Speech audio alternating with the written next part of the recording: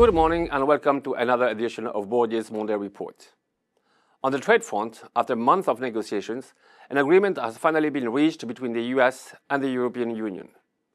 Goods imported into the US will be subject to a 15% tariff, including cars. The 50% rate remains unchanged on steel and aluminium, while we wait to find out what will happen to the pharmaceutical sectors. Europe has also undertaken to increase its purchases of oil, LNG, and defense equipment. This agreement is close to the one reached with Japan last week. So the worst, a dangerous escalation, has probably been avoided. But these custom duties are new taxes that did not exist before.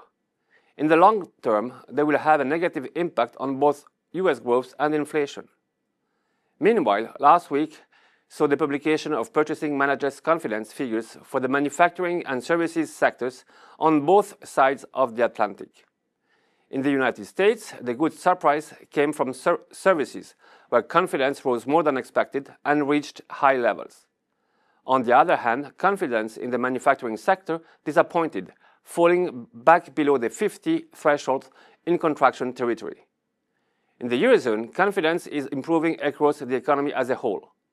And although still in contraction, confidence in the manufacturing sector is on an uptrend and approaching the 50 threshold. It was rather a risk-on week on the financial markets. Equities were particularly buoyed by the publication of Q2 corporate earnings, which were better than expected overall. They were up by 1.5% in the United States, 0.7% in emerging markets, and 0.5% in Europe. There was little movement in 10-year sovereign yields following the ECB's decision to keep its key rates unchanged. The dollar index depreciated by 0.9%.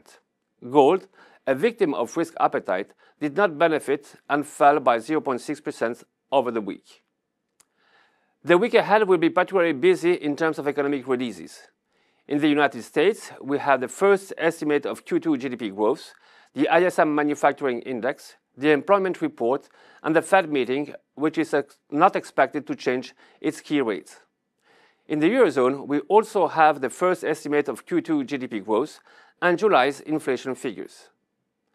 We are also in the middle of the corporate earnings season. 159 companies from the US S&P 500 and 119 from the European Stocks 600 will be presenting their figures this week.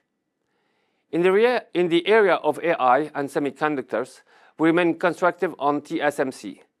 The company published very good Q2 results and is a key AI platform with a virtual monopoly on advanced production. After the stock's recent sharp rise, we prefer to increase our exposure to any weakness. That's all for today. Thank you for your attention and see you next week.